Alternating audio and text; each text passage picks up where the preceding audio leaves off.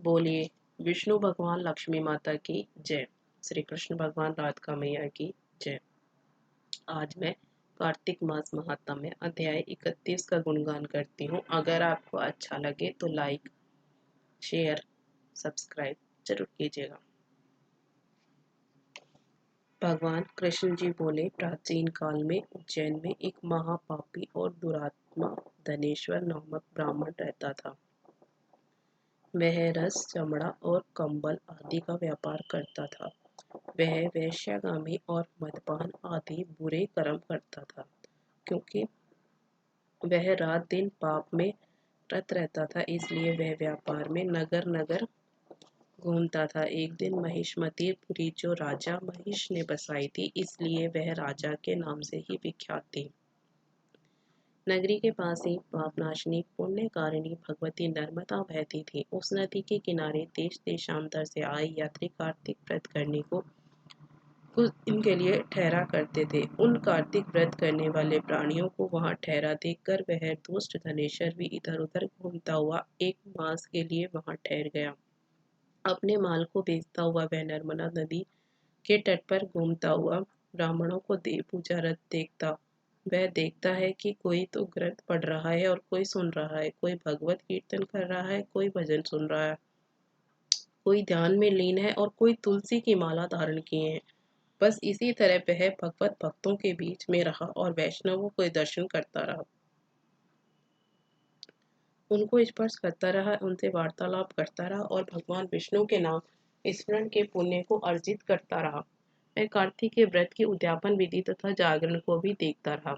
उसने पूर्णिमा के व्रत को भी देखा कि व्रती ब्राह्मणों तथा गौओं को भोजन करा रहे हैं, उनको दक्षिणा आदि भी दे रहे हैं। उनसे नित्य प्रति भगवान शंकर की प्रसन्नता के लिए होती दीपमाला भी देखी।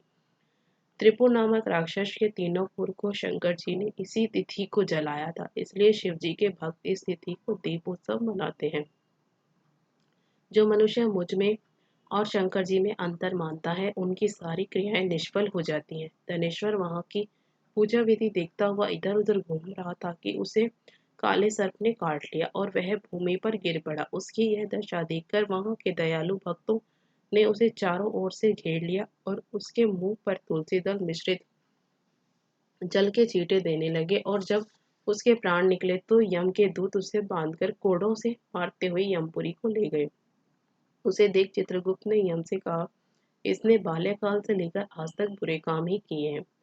इसके जीवन में पुण्य तो लेश मात्र भी नहीं दिखाई देता।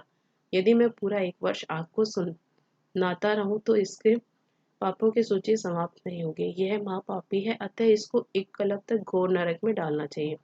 चित्रगुप्त की बात सुनकर यमराज ने बड़े क्रोध में आकर उसे अपना काल नेमी के समान भयंकर रूप दिखाते हुए अपने अनुचरों को आज्ञा देकर कहा, हे प्रेत सेनापतियों, इस दुष्ट को मुकदरों से मारते हुए कुंभी पाक नरक में डाल दो।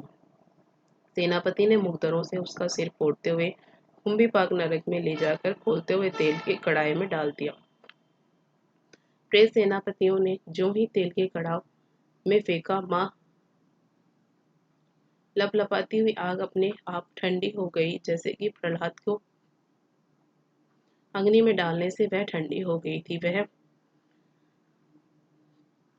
विचित्र घटना देखकर प्रेत सेनापतियों ने यमराज के पास जाकर सब हाल कहा। यमराज भी आश्चर्यचकित हो धनेश्वर को अपने पास बुलाकर इस स्थिति पर विचार करने लगे। उसी समय नारायण नारायण का कीर्तन करते हुए देवर्षि नारद जी भी वहां पहुंचे और यमराज से कहने लगे, हे यमराज, यह ब्राह्मण नरक में डाले जाने के योग्य नहीं है, क्योंकि इसने अंत समय में कुछ शुभ कार्य किए हैं जो कि नरक यातना को नष्ट करने वाले हैं। जो लोग भगवत भक्त का दर्शन करते हैं, उनसे वार्तालाप करते हैं और उनका स्पर्श करते हैं, चाहे उन्होंने कोई पुण्य कर्म न किया हो, सहज में ईश्वर के अधिकारी हो जाते हैं। अतः धनेश्वर भी पुण्यात्माओं के संग स्पर्श से स्वर्ण स्वर्ग का अधिकारी हो गया है। अतः ये पुण्यात्मा है, इसे यक्ष योनि दो और केवल इसे पाप भोग करने वाले नरक दिखा दो।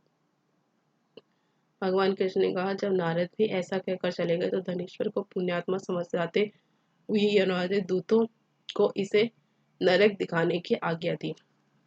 इसके साथ ही 31वां अध्याय समाप्त हुआ।